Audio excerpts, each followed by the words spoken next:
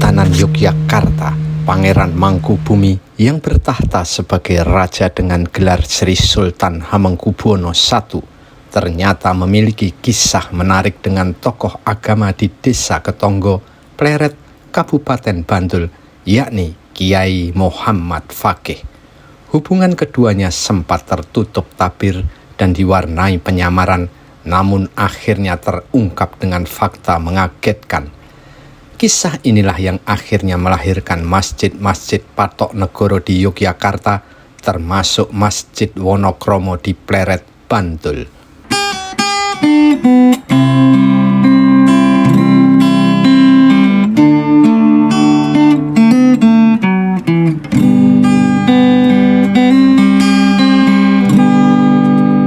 Setelah perjanjian Giyanti pada tanggal 13 Februari 1755 antara Pangeran Mangkubumi, Sunan Pakubuwono III, dan VOC, maka Mataram dipecah menjadi dua wilayah. Pakubuwono III menguasai Mataram bagian timur, sedangkan Pangeran Mangkubumi mendapat bagian Mataram barat. Maka setelah perjanjian itu, Pangeran Mangkubumi langsung mendirikan Kesultanan Yogyakarta dan bergelar Sri Sultan Hamengkubuwono I. Gelar lengkapnya adalah Ngarso Dalem Sampeyan Dalem Ingkang Sinuwun Kanjeng Sultan Hamengkubuwono Senopati ing Alogo Abdurrahman Sayyidin Panatagomo Khalifatullah. Artinya, Sri Sultan Hamengkubuwono I tidak hanya menjadi pemimpin kerajaan Yogyakarta, namun juga pemimpin agama di wilayahnya.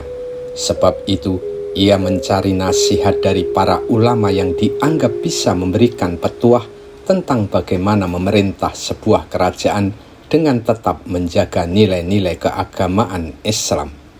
Di sebuah wilayah terpencil yang disebut Desa Ketonggo, yang masuk wilayah Pleret, terdapat ulama sederhana yang dihormati. Dialah Kiai Muhammad Fakih yang memiliki banyak murid. Sri Sultan Hamengkubuwono I kemudian mengirim utusan untuk meminta izin berguru kepada ulama itu. Di luar dugaan, Kiai Muhammad Fakih menolak permohonan Raja pertama Yogyakarta itu untuk berguru. Alasannya, Kiai Muhammad Fakih hanya mengajarkan ilmu agama kepada murid-muridnya. Sri Sultan Hamengkubuwono I pun mencari akal untuk mendapatkan ilmu sang kiai. Ia kemudian melakukan penyamaran sebagai abdi dalam keraton Yogyakarta. Ia mendatangi Kiai Muhammad Fakih secara langsung dan memohon untuk bisa diangkat sebagai murid. Kiai Muhammad Fakih ternyata tak mengenal bahwa yang menyamar abdi dalam itu adalah Sri Sultan Hamengkubuwono I. Sang kiai pun akhirnya menerimanya sebagai murid, apalagi niatnya sungguh-sungguh.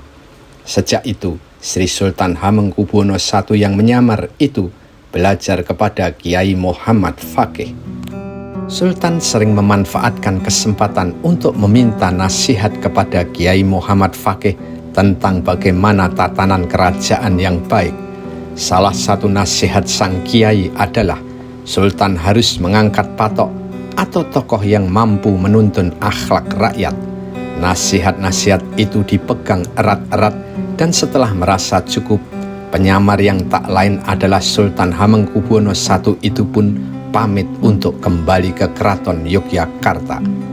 Setelah itu, Sri Sultan Hamengkubuwono I mengundang mertuanya Ki Derpoyudo dari Laweyan Solo. Kiai Muhammad Fakih juga diundang. Pertemuan ketiga tokoh ini membuka tabir. Ternyata Kiai Muhammad Fakih juga menantu Ki Derpoyudo, sehingga sang kiai sebenarnya saudara ipar Sri Sultan Hamengkubuwono I.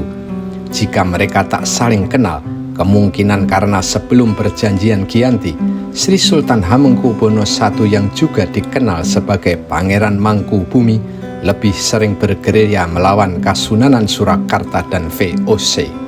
Dalam pertemuan itulah Ki Derpoyudo menjelaskan semuanya.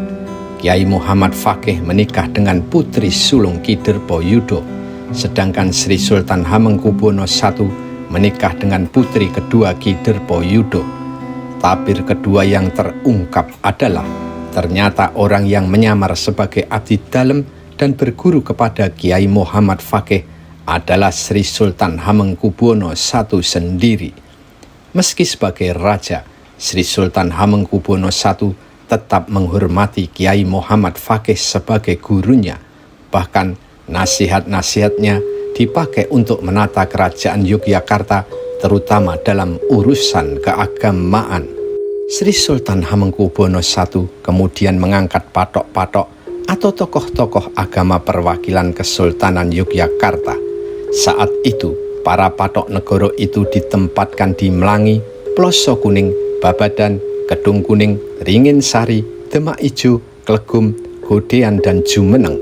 Setiap patok negoro membangun masjid yang sering disebut Masjid Patok Negoro. Sedangkan Kiai Muhammad Fakih diberi tanah perdikan di selatan Desa Ketonggo, yakni sebuah tanah berupa alas awar-awar.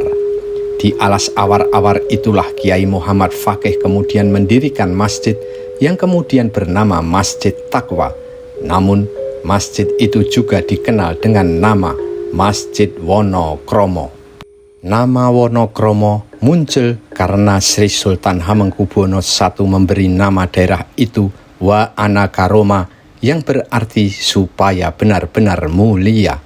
Seiring waktu, nama itu berubah menjadi Wonokromo dan Masjid Kiai Muhammad Fakih pun akhirnya terkenal dengan nama Masjid Wonokromo.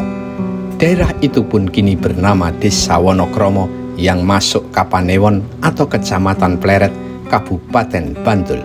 Masjid tinggalan Kiai Muhammad Fakih itu kini makin megah setelah dilakukan beberapa renovasi.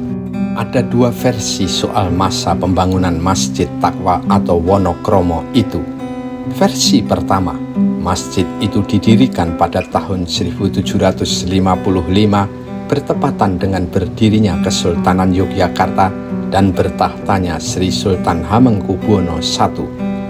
Pendapat itu berdasarkan prasasti yang pernah ada di masjid dengan redaksi Nyoto Luhur Pandito Ratu. Namun pendapat ini diragukan karena Masjid Wonokromo termasuk Masjid Patok Negoro. Sedangkan pembangunan Masjid Patok Negoro rata-rata dibangun setelah pembangunan Masjid Gede Kauman pada tahun 1773. Maka sangat mungkin Masjid Wonokromo pun dibangun setelah tahun 1773. Masjid yang luas bangunannya 750 meter persegi dan berdiri di atas tanah 5.000 meter persegi itu termasuk menjadi tonggak sejarah perjalanan Keraton Kesultanan Yogyakarta.